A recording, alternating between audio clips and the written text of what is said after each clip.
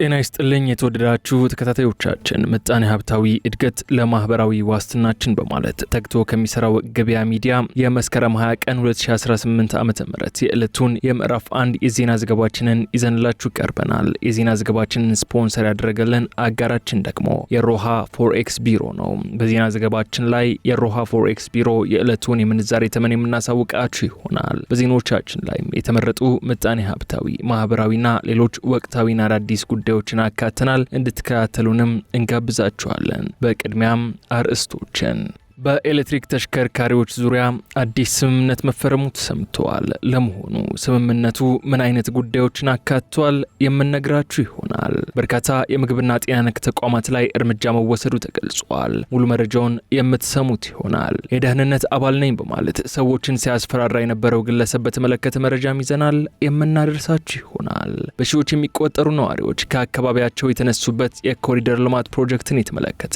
አነጋጋሪ መረጃን ወጥቷል። ዝርዝር እነግራችኋለን። በክልሉ በተከሰተው ወረርሽኝ የበርካታ ሰዎች ህይወት ማለፉን የተመለከተ መረጃም ከዘገባዎቻችን መካከል ይገኛል። አብራችሁን በመቆየት እንድትከታተሉን እየጋበዝኩኝ ወደ ዝርዝር መረጃዎች ላምራ። እንኳን ደስ ያላችሁ። በተመጣጣኝ ዋጋ ቤቶችን በማቅረብ ዘርፍ በኢትዮ ሪል ስቴት አዋርድ የተሸለመው ቴምር ፕሮፐርቲስ አሁን ደግሞ አዲስ ዓመትን በማስመልከት ፒያሳና አያት በሚገኙ ሳይቶቻችን ላይ እስከ 35 በመቶ የሚደርስ ታላቅ ቅናሽ ይዘን መጥተናል። ግንባታቸው እስከ 80 በመቶ በደረሱት ሳይቶቻችን 65 በመቶ ለሚከፍል 35 በመቶ ታላቅ ቅናሽ እንዲሁም 40 በመቶ ለሚከፍሉ ደንበኞች የ20 በመቶ ቅናሽና የ8 ወር ረጅም የክፍያ ፎይታ ጊዜን እንሰጣለን። ባለ 2 መኝታ ከ5.3 ሚሊዮን ብር ጀምሮ፣ ባለ 3 መኝታ ከ6.5 ሚሊዮን ብር ጀምሮ በዶላርም ሆነ በዋጋ ግሽበት ምንም አይነት የዋጋ ጭማሪ አናደርግም። ከኢትዮጵያ ውጪ ለምትኖሩ ወኪል ባይኖራችሁም በዲኤችኤል ያላችሁበት ድረስ ውልከን እናስፈርማለን። ይህ ቅናሽ ለ15 ቀናት ብቻ ስለሚቆይ ለበለጠ መረጃ በ0902 770077 ወይም 0981 57 5696 ይደውሉ። ኢትዮጵያና ጣሊያን የ4.1 ሚሊዮን ዩሮ ስምምነት ተፈራረሙ። ኢትዮጵያና ጣሊያን የሽረና የጎንደር ሆስፒታሎችን የጤና አጠባበቅ አገልግሎት ለማጠናከር የሚውል የ4.1 ሚሊዮን ዩሮ ስምምነት መፈራረማቸው ተገልጿል። ስምምነቱን ትላንት መስከረም 19 ቀን 2018 ዓ.ም የገንዘብ ሚኒስትር አህመድ ሽዴና በኢትዮጵያ የጣሊያን አምባሳደር አጎስቲኖ ፓሌሴ ተፈራርመዋል። አቶ አህመድ ሽዴ ስምምነቱ በተለይም በትግራይና በአማራ ክልሎች በግጭት ምክንያት ለተፈናቀሉ ዜጎች የሚሰጠውን የጤና አገልግሎት ለማሻሻል ይውላልም ብለዋል። በተለይም ለወላድ እናቶች የጤና እንክብካቤ ለማድረግ ህጻናት ህይወት አድን እንክብካቤ እንዲያገኙና ለተፈናቃዮች አስፈላጊውን የጤና አገልግሎት ለማድረስ ያስችላል መባሉንም የገንዘብ ሚኒስቴር መረጃ ያመለክታል።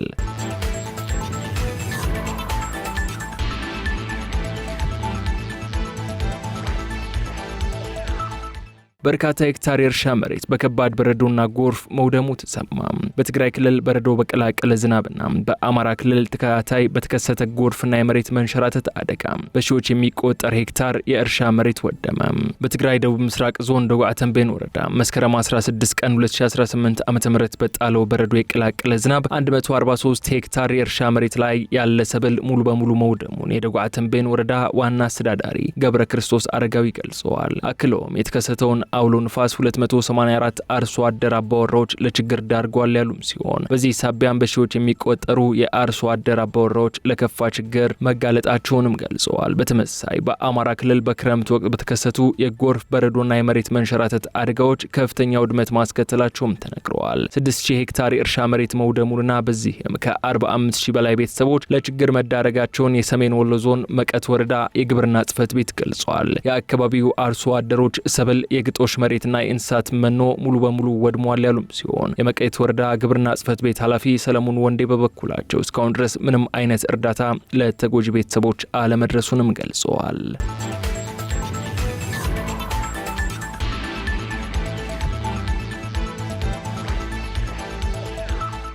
የትራንስፖርትና ሎጂስቲክስ ሚኒስቴር በኤሌክትሪክ ተሽከርካሪዎች ዙሪያ ለመስራት የሚያስችል ስምምነት ማድረጉ ተሰማ።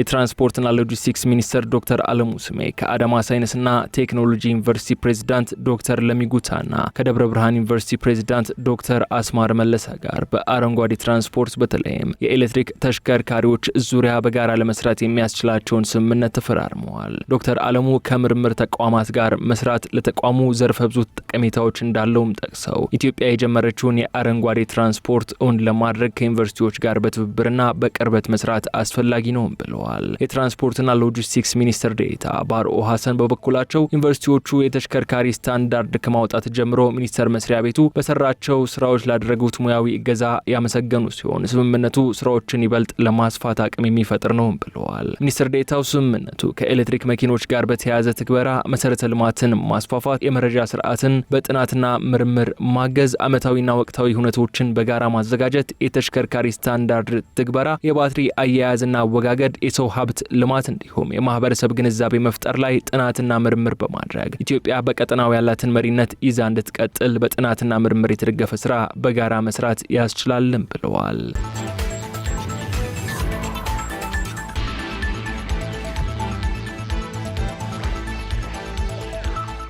በ97 የምግብና የጤና ነክ ተቋማት ላይ እርምጃ መወሰዱን ባለስልጣኑ አስታወቀ።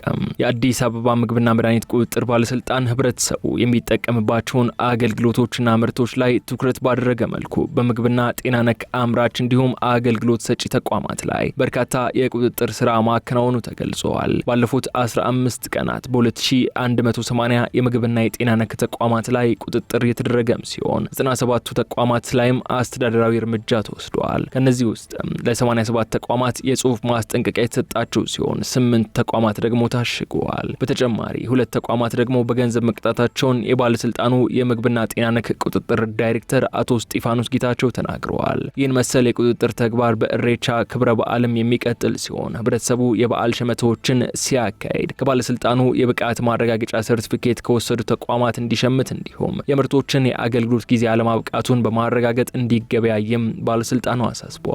በግብይት ወቅት የሚከሰቱ ህገወጥ አሰራሮችን በሚመለከትም ማንኛውም ሰው ባለስልጣኑ በሚገለገልበት በ8864 ነጻ የስልክ መስመር ጥቆማ ቢሰጥ ባለስልጣኑ እርምጃ እንደሚወስድ አቶ ስጢፋኖስ ጌታቸው ጨምረው ገልጸዋል።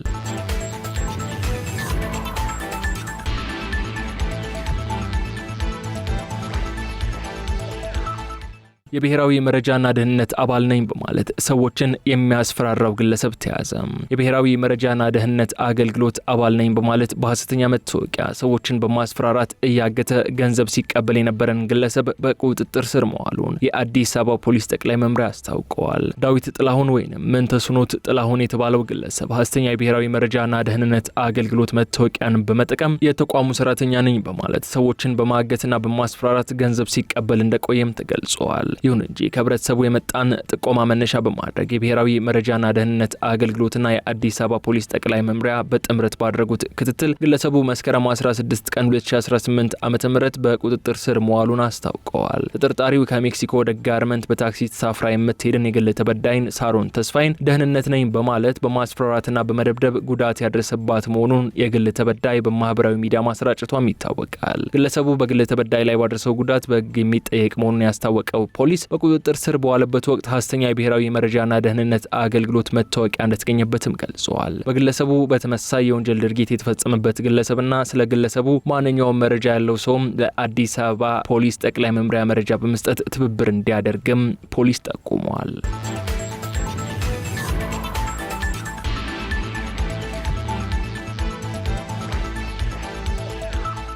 የአሜሪካ መንግስት በኢትዮጵያ እየተገበረ ያለውን የኮሪደር ልማት ስራ በርካቶች ከስራ እንዲወጡ ማስገደዱን ገልጿል። በ10 ሺዎች የሚቆጠሩ ነዋሪዎች ከአካባቢያቸው የተነሱበት የኮሪደር ልማት ፕሮጀክት የባለሀብቶችን መዋለ ንዋይ የማፍሰስ ፍላጎት እንደገደበ የአሜሪካ መንግስት በወጣው ሪፖርት አስታውቀዋል። ግጭቶችንና የውጭ ምንዛሬ ተመልዩነት እንደገና መስፋትን የሚጠቅሰው ሪፖርቱ የኢትዮጵያ ኢንቨስትመንት ሁኔታ ለአሜሪካና ሌሎች የውጭ ንግዶች ፈታኝ ነው በማለት ግምገማውንም አስቀምጧል። የአሜሪካ መንግስት ይህንን ግምገማ ግምገማ ያሰፈረው አርብ መስከረም 16 ቀን 2018 ዓ.ም ይፋ ባደረገው ዓመታዊ የኢንቨስትመንት ሁኔታ መግለጫ ላይ ሲሆን የአሜሪካ ኩባንያዎች በመረጃ ላይ የተመሰረተ ውሳኔ እንዲያሳልፉ በሚልም በአገሪቱ የውጭ ጉዳይ መስሪያ ቤት የሚዘጋጀው ይህ ሪፖርት ከ170 በላይ የሚሆኑ አገራትን የኢንቨስትመንት አመቺነት ሁኔታን ይዳስሳል። ኢትዮጵያን የተመለከተው የመስሪያ ቤቱ ሪፖርት በስጋትነት ካነሳቸው ጉዳዮች አንዱ በአዲስ አበባ ተጀምሮ ቢያንስ በ40 የአገሪቱ ከተሞች በመካሄድ ላይ ያለው የኮሪደር ልማት ፕሮጀክት ሲሆን መንግስት የኮሪደር ልማት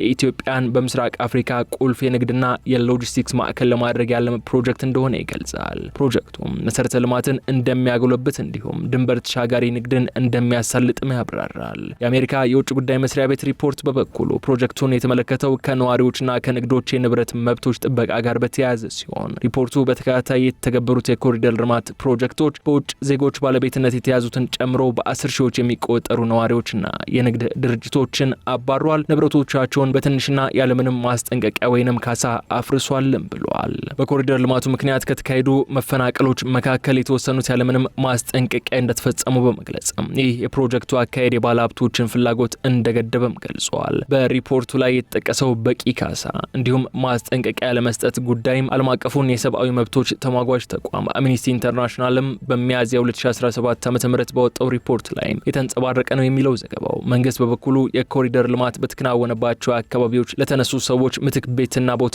እንዲሁም ካሳና መቋቋሚያ መስጠቱን ይገልጻል። ዓመታዊው የአሜሪካ መንግስት ሪፖርት በበኩሉ በውጭ ዜጎች ባለቤትነት የተያዙ ንግዶች በፕሮጀክቱ ከይዞታቸው እንዲነሱ ሳይደረግም እንኳን ቀጥተኛ ባልሆኑ መንገዶች ስራቸው ላይ ተጽዕኖ መድረሱን ይጠቅሳል። የኮሪደር ልማት ፕሮጀክቶች ከንግድ ቦታዎች ፊት ለፊት ያሉ መንገዶችን ማፍረሳቸውን የሚያነሳው የአሜሪካ መንግስት ሪፖርት ይህም የንግድ ስራን የማይቻል እንዳደረገው ያስረዳል። ከዚህም የተነሳ የንግድ ስራዎች በቀጥታ ባይነኩም እንኳን ከስራ እንዲወጡ መገደዳቸውንም አትተዋል።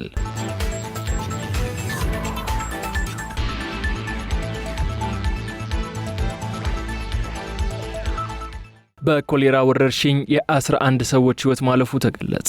የትግራይ ክልል ጤና ቢሮ የህብረተሰብ ጤና የድንገተኛ ክፍል አስተባባሪ አቶ መብራቶ ማፍተ ከሐምሌ 19 ቀን 2017 ዓ.ም አንስቶ በክልሉ የኮሌራ ወረርሽኝ መታየቱን የገለጹ ሲሆን በተለይም የአማራ ክልል ዋግምራ ዞን አዋሳኝ በሆኑ አካባቢዎች ሰለዋና ሳምረ በተባሉ ወረዳዎች ወረርሽኙ እንደጀመረም ተናግረዋል። በዋግምራ በሽታው እንዳለ ሰምተን ነበር የሚሉት አስተባባሪው ከዋግምራ በርገለ ወረዳ ጋር የሳምረና ሰለዋ ወረዳዎች መረጃ እየተለዋወጡ ነበርም ብለዋል። ከዚያ በኋላኛ ጋር በኮሌራ የተጠረጠሩ ሰዎች ስናይ ናሙና የወሰድና ህክምናውን እያደረግን ቆየን ሲሉም አስረድተዋል። በትግራይ ክልል ደቡብ ምስራቅ ዞን የሚገኘው ሳምረ ወረዳና በደቡብ ዞን የሚገኘው ሰለዋ ወረዳ ወረርሽኙ በታየ በ22 ቀናት ውስጥ በሰሜን ምዕራብ ዞን ሰየምቲ አዲያቦ አካባቢ ወረርሽኙ መከሰቱንም አክለዋል። ለበሽታው መስፋፋት የሰዎች ከቦታ ቦታ መንቀሳቀስ በምክንያትነት የተጠቀሰም ሲሆን በባህላዊ መንገድ ወርቅ የሚያወጡ ሰዎች ባሉበትም በሽታው እንደታየም አክለዋል። 500 ግራም ወርቅ በሰሜን ምዕራብ ዞን አለ የሚል ወሬ ከተሰማ በኋላ ወደዚያ ሄዷል። በዚህ እንቅስቃሴ ምክንያትም በሽታው ሊስፋፋ ችሏልም ተብሏል። የትግራይ ክልል ጤና ቢሮ ወረርሽኙን ለመከላከል ከኢትዮጵያ ህብረተሰብ ጤና ኢንስቲትዩት ጋርም በጋራ እየሰራ እንደሆነ ምላሽ ሰጪ ቡድንም ወደ ክልሉ እንደተላከም ቢቢሲ ዘግበዋል።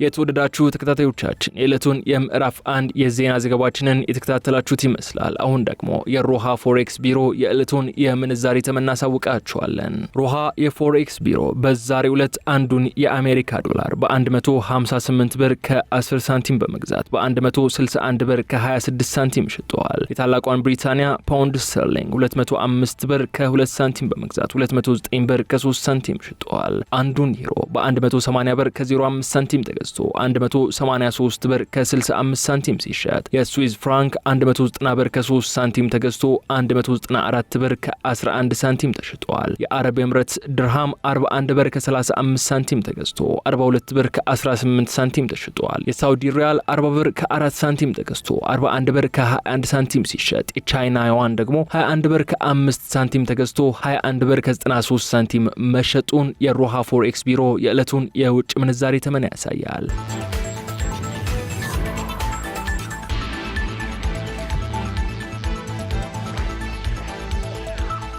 የተከበራችሁ ተከታታዮቻችን ከገበያ ሚዲያ ወደ እናንተ ሲደርሱ የነበሩት የዕለቱን የዜና ዘገባዎቻችን እነዚህ እስካሁን ስትከታተሏቸው የቆያችሁትን ይመስሉ ነበር። በቀጣይ በሌሎች ጉዳዮች መልሰን እስክንገናኝ ሰላም እንኳን ደስ ያላችሁ። በተመጣጣኝ ዋጋ ቤቶችን በማቅረብ ዘርፍ በኢትዮ ሪል ስቴት አዋርድ የተሸለመው ቴምር ፕሮፐርቲስ አሁን ደግሞ አዲስ ዓመትን በማስመልከት ፒያሳና አያት በሚገኙ ሳይቶቻችን ላይ እስከ 35 በመቶ የሚደርስ ታላቅ ቅናሽ ይዘን መጥተናል። ግንባታቸው እስከ 80 በመቶ በደረሱት ሳይቶቻችን 65 በመቶ ለሚከፍል 35 በመቶ ታላቅ ቅናሽ እንዲሁም 40 በመቶ ለሚከፍሉ ደንበኞች የ20 በመቶ ቅናሽና የ8 ወር ረዥም የክፍያ ፎይታ ጊዜን እንሰጣለን። ባለ 2 መኝታ ከ5.3 ሚሊዮን ብር ጀምሮ፣ ባለ 3 መኝታ ከ6.5 ሚሊዮን ብር ጀምሮ በዶላርም ሆነ በዋጋ ግሽበት ምንም አይነት የዋጋ ጭማሪ አናደርግም። ከኢትዮጵያ ውጪ ለምትኖሩ ወኪል ባይኖራችሁም በዲኤችኤል ያላችሁበት ድረስ ውልከን እናስፈርማለን። ይህ ቅናሽ ለ15 ቀናት ብቻ ስለሚቆይ ለበለጠ መረጃ በ0902 77 0077 ወይም 0981 57 5696 ይደውሉ።